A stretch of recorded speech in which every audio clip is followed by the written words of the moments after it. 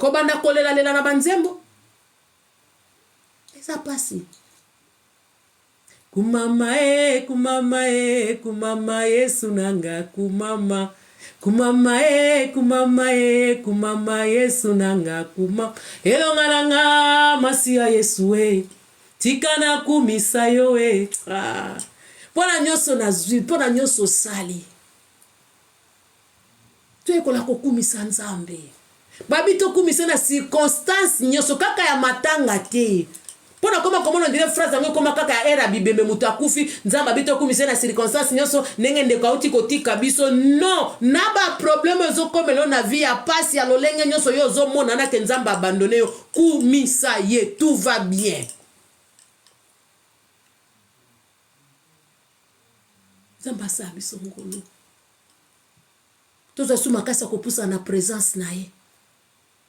Toyeba lisusu to comprendre quelle est la volonté de Dieu. Nzamba lingini na vie na nga. Bible biso rachetons le temps quand les jours sont mauvais. Réveille-toi, toi qui dors. Et comme itango ngano to la muka to comprendre volonté ya Nzambe zani na mokili ya lelo na tozo mona makambo ya mabezo salima. Tozo baka to komi na tango na suka. E bon na tango na suka ngano tozo se préparer ndenge nini. Yesu Masia soka zongi lelo. Akuta ngano na position nini. Po ba bitango akoya. Ba oba kozala naye bakosani bakomata naye. Ba oba kufa ki bakosani bakosira bakosani bakomata naye. Siko ngano to kufi na bomo toza na bomo. Siko soki Yesu Masia aena miniti oyo. Akuta ngano na situation nini na distraction. Tenasa na boy bongo lobi na ko prier. Nasa na ko senga pardon après. Tenano après na ko siko Yesu Masia soka ye. Akotuna ngana yo. Vini ni bozaki komene. Nino zaki ko tato la take nga Nzambe na yo. Akotuna biso. Oma ba mduso atika o meya zaka ko ken église zaka ko sambela zaka ko tia zaka intercesseur munena zaka ko parler la langue Nzamba lobi na ebiete. Po mingi na tanga suka wanga na bisote. Siko na minute soki Jésus aye. Po ba bien yeba ni ngonga te ba ni mukolote po simo tozo mona ba makambo ebele. Tremblement de terre. Mais le ko ma etondi ba to ba kufie covid ye. Ba to ba ko banda ba to ba kufie ye enlèvement.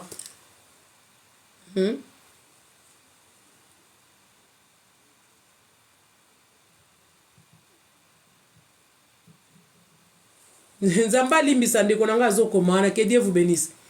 Et ça passe ndeko nanga. To komi na tango na suka soki Nzamba yelelo akuta ngano na position nini. Akuta ngano na position. Babi bako yeba biso na ba fruit. Eza loka batote ba o juger libanda, a o juger nga pondenga moni a sepeli akoma, as une opportunité à TikTok amona nga komi n'importe quoi.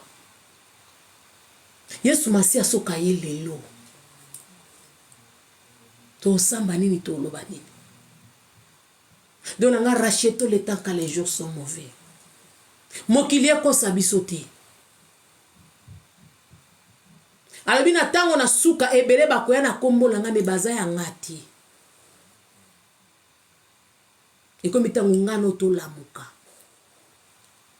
Ekomi ngano tango to eba mungongo ya Nzambe Nzamba lobi nini. Quand de la fin oui, toujours se préparer ndeni. Ça me pambola nga kana zo musala, pambola nga na zo libala, pambola nga na somba ndango, pambola nga na zala na boy.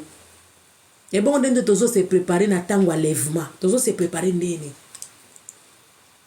Ndeko nga Nzambaza.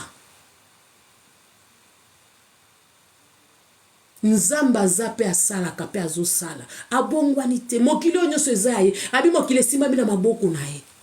De lo komo kote ozomona ya spécial ya sika. O Nzambe zonga makamoto komo mona na mokili te e komama etangama il faut esale mandenge wana. Esale mandenge wana makamonyo sotozomona epa Nzambe loko asika ezate ngano nde tozokama me pona Nzambe za kokamwa te. Eza siko ngai na oto pona nzela o ya biso na mokili ya lelo. E distraction komi makasi penda Nzambe zonga kaka azonga te po yo lobi. Parce que c'est le loco moko ti asiko eso sa mela pona Nzambe za ngai na o ya sika. Bino bina biso to tika nyose kola ensemble bongo na suka nde jugement siko Nzambe moko oyeba banani ya yeba nani baza ayete. Siko ngana atake bana Nzambe to se comporter nini.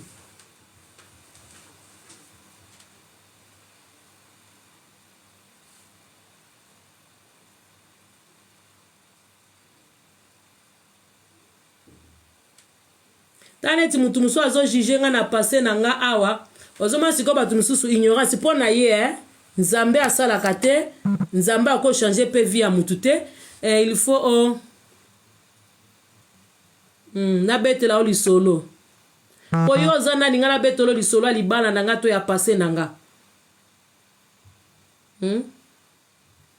Malheur à celui qui juge de l'Éternel, c'est le contenu de la parole de Dieu. Amen. Amen. Que soit béni Nzamba pambola yo. Talas comme tu mususu akosi na TikTok, abando juger vinanga, abando juger passé nanga. Kaka makambo na oloba aw. Mokili ya jugement. Siko ye aza nani po a juger vinanga, a juger passé nanga, aza ni nzambe ni elo. Omona pe bwe musufra ya vie. Si lelo azo ba vie ne place a kokende te, bandoki bazo benga ba voyer de diable, yango nazo bata boy na ba vie na biso bolanda bango te bazana pona ko décourager. O mutabo aza mwasi a lot. Omoni mwasi a lot nenga simbela ki Joseph Elamba.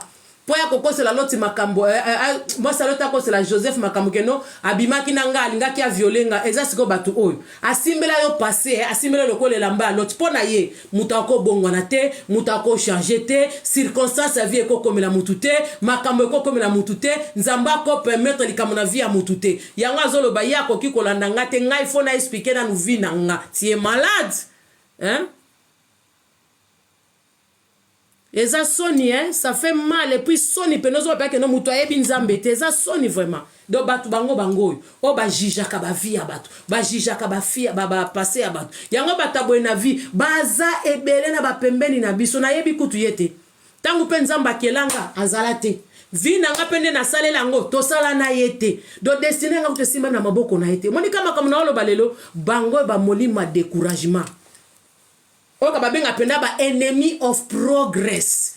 Yaya batabwe baza ebele kolanda abango te même maman no tata na ko chola yo. Ebongo ka mutonga na mon internet. Emteko banga na kati Angleterre a.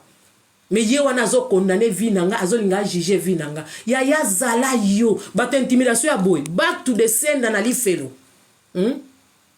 Na ebika ko bloquer bato na TikTok. Te fona ye ko la ko bloquer bato na TikTok parce que bataboy. Ba bata distraction. Distraction makasi na yebi tu komonete sala ngo kutu ndeni des fois na sala effort na ye ko le loko parce qu'il y a des gens là bazo pona ko disturb pona ko démoraliser nga quoi. How to do it? Nzamba o permettre kana oyeba ndeni na ko kangango.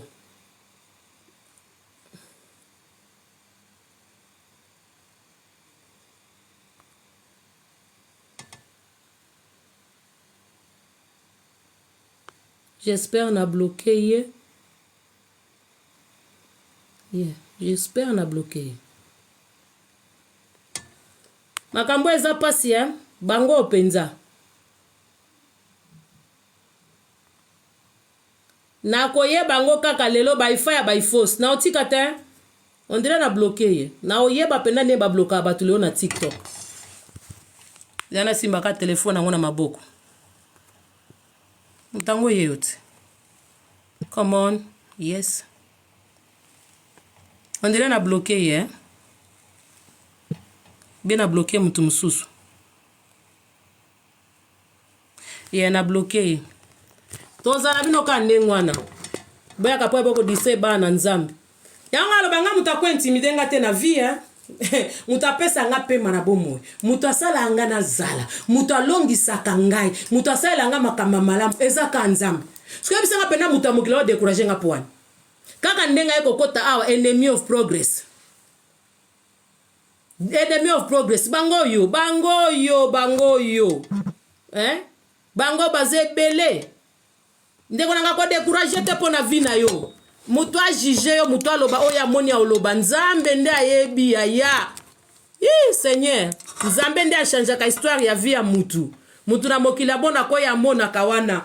Avant de nazo poser ba question, c'est comme si azan nzambe nanga. Omoni si jalelo yango na oloba. Batu bako chola.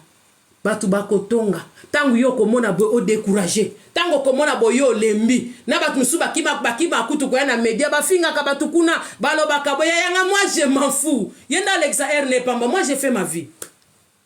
Na bien bakasi po nzamba kolongolanga na mokilité po ya lobi. Nzamba ko boya ko pambola ngate po ye akomi. Nzamba ko lingate soki na banda ko se justifier po ye atuni. Wana mona peka mutu ayebinga Msupe alinganga na boya ye. Wana kutunde Yesu we. Bandoki nazo ebisayo.